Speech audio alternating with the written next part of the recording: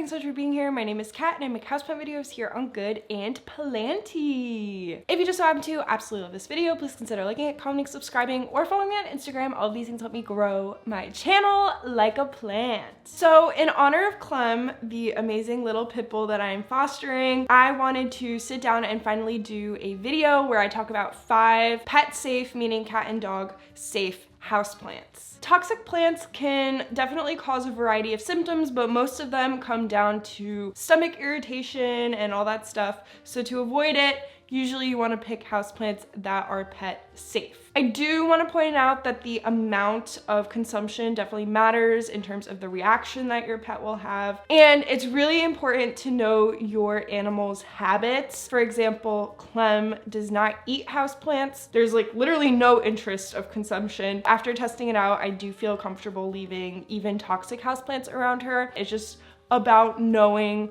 what your pet is like and if they are interested in your plants. I am basing this list on ASPCA's houseplant toxicity list. If you want to check that out, I'm going to link it down below in the description box. I find it to be a very helpful resource, so I also want to share that with you. And with all that being said, we're just going to jump right into it. So the first plants that I want to talk about is the Peperomia genus. I don't want to say all just in case, so to cover my bases, I'll say most Peperomia are non-toxic to cats and dogs. 2 examples that I have with me to share are this Peperomia burgundy ripple, very pretty, and also this Peperomia frost. And these are very similar Peperomia, but there's a ton of Peperomia that are safe for your pets. And I really do like Peperomia because they are pretty vocal and easy to care for. They like bright and direct light, as do most plants. And you can tell if they are thirsty because their leaves will soften because they retain a lot of water in their leaves. They're very succulent plants. So when I bend this, there's a lot of give, and I can even touch the 2 ends of the leaves without it snapping. So I know that she is a thirsty plant.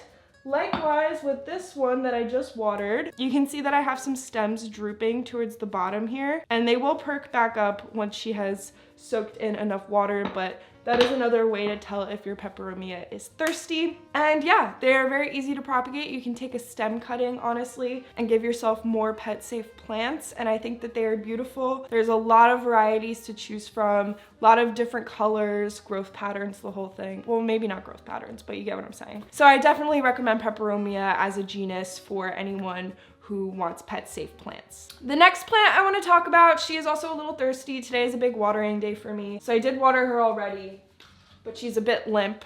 And that is the Staghorn fern. You can see how droopy she is. When they look like this, they absolutely want water. There are a handful of ferns that are pet safe. I think the Boston fern is one of them. This one, the Staghorn fern, and I would just check the resource link down below for the rest. Not all ferns are non-toxic, but there are a handful. And this is one of the few, it's actually the only fern that I have. They do like high humidity. They do like to stay moist. Otherwise they look like this and start to get a little bit of crisping like this, but it's okay. With Staghorn ferns, they're very commonly mounted like so on wood or bark or something like that, but you can also pot them up actually. I just don't see them displayed like that very often. Just like all of the other plants that I'm gonna talk about today, bright and direct light is perfect. This one is a little bit of a trickier plant, I would say, especially if you are a very busy person. You do have to baby these plants a little bit. And when I water her, I just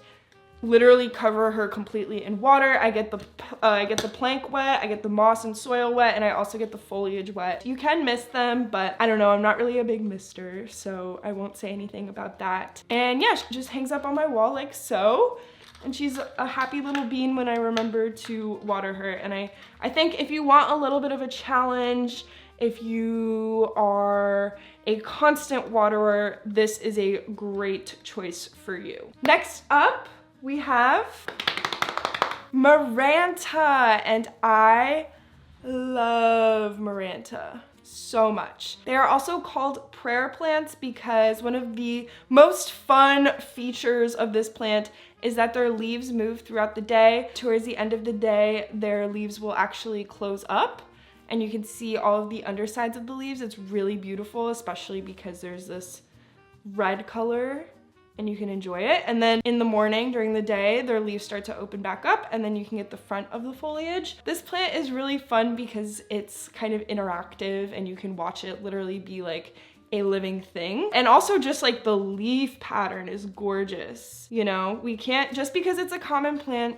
doesn't mean we can forget how stunning it is. And for these, I would say medium light, actually. I've noticed this plant does better in a little bit of lower light. I'm not low light, but definitely pulled back from the light source. Otherwise, you're gonna see that the opening and closing is gonna be very thrown off, and you're probably gonna get discolored leaves. I also recommend keeping your Maranta in a non-porous pot. You can see here that I have a glazed ceramic pot, so moisture is definitely kept in here, and they love to stay moist, just lightly moist, not soaking wet, and you'll see that your Maranta gets very happy to avoid crisping of the leaves like this. You can see, here's some crisping. They also do love high humidity, but if you're keeping it near a humidifier, I don't recommend letting water sit on the leaves because it is pretty velvety. So I think that the water would cling on to the leaves and you might encourage a little bit of bacteria growth and therefore getting more crisping. So it'll be counterproductive. But all in all, for a moisture-loving plant, I think that Maranta are a bit forgiving and they are stunning. I also wanted to show this variegated Maranta. It's not super variegated yet, but it is what it is. And you can see that they propagate fairly easy. You just snip them at a node with maybe like a leaf or two, plop it in some water, and you'll get roots like this in no time. So if you want to make more Maranta, also very easy to do. There's a few very beautiful varieties of Maranta that are fairly accessible. If you want to get into rare Maranta, I think they're actually kind of hard to get, but I definitely am content with the more common Maranta, honestly. All right, next up, we have a spider plant, a very classic plant. And I do want to say, I've heard and read that spider plants can act like catnip for cats. So that's something to look into and take note of if you have a cat in the house. I'm not sure if there's like a similar high with dogs. I don't know, but it's non-toxic, but I just wanted to put that out there just in case. This is a baby from the massive spider plant that I have out in my hallway. I didn't want to lug her all the way in, so I quickly just like snipped off a little baby from her. Spider plants, I do have an entire video on spider plants and I will link it. Apparently it's very useful and it's one of my more well-performing videos, so I will link it. But in a nutshell, I would say keep it lightly moist. If they are drying out way too much, they will turn like almost a silvery color and they will definitely droop down like this, and the leaves will get a little bit softer. I wouldn't go crazy and overwater. It's always better to underwater than overwater. Just take that with a grain of salt. Definitely bright and direct light. If you are putting your spider plant in too low of light, the leaves are gonna come out really skinny and scraggly, and you're probably not gonna get any pups or tremendous growth, because these plants in the right conditions can grow so fast, it's unbelievable. And once they start shooting out babies, they just don't stop. And this is a pretty decent sized baby that came off of the mother plant. It's actually pretty impressive. If you do want to propagate them, super easy. Just find a pup like this and snip it off of the stem so that you have this little section here, and then you take this place, this is where all the roots are going to pop out of, and you can just put it in a little vessel of water like this. I do like a little bit of a wider container for spider plant cuttings just because the foliage is a little bit crazy. So I do find that this shape is pretty ideal, or a little bit of like a wider bowl. Somewhere where the leaves can rest on top, but the root part is submerged in the water. So that's my little deal on spider plants. Now, the last plant that I want to talk about today might come as a little bit of a surprise, but hear me out. So this is actually a non-toxic plant, believe it or not, and that is Haworthia.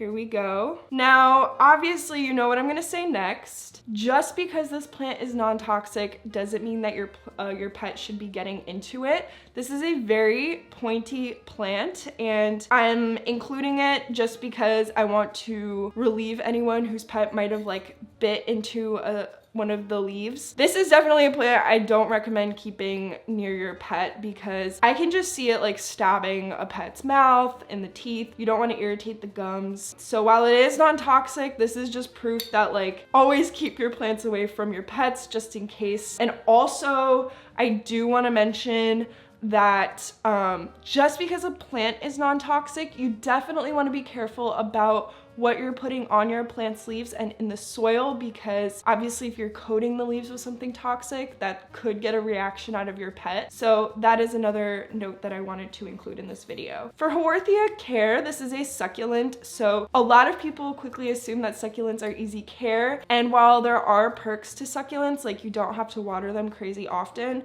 they are not the easiest plant, I would say. So for Haworthia, they definitely need bright and direct light. This plant is in direct light, and you can see that it's frying a little bit.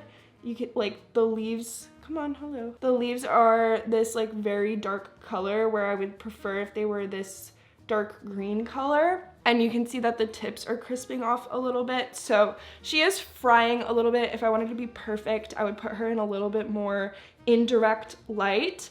And then for watering, always just squeeze the leaves to see how much give there is.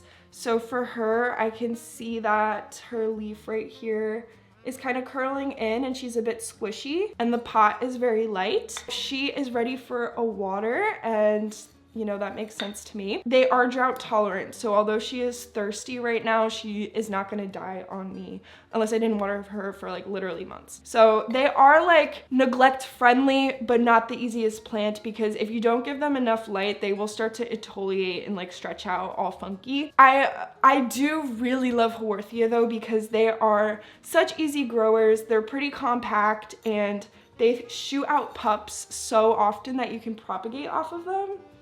So let's see, you can see little pups. Like, this is a pup that I could propagate off of her eventually, and I have a few propagations already. You can kind of snap them off once they get big enough, or you can just repot the plant and take off the pups while you're repotting. Haworthia is a really fun genus of plants.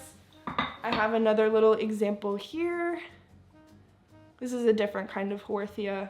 And they can get really unique. I'm pretty sure as a genus, they are non-toxic. But again, always do research on your specific plant. But I did do research on all of these plants and can confirm that the ones that I showed specifically today are non-toxic. Okay, that brings us to the end of today's video. Short and sweet, keeping your pets safe. Thank you all so much for watching. I really appreciate it. Again, I just want to encourage you to do your own research on your plants, especially if they weren't in today's video. I will have ASPCA's link down below in the description box. And also, just as a precaution, it's always better to just keep your pet away from your plants if possible. I know it can get kind of difficult, but yeah, I hope you and your pets have a lovely day. Please subscribe if you aren't subscribed already. You want to see more Planty content from me. I have winter merch still on sale. You can use code dormancy for free shipping, and all of that really helps support my channel. And that's it. I will see you in my next video.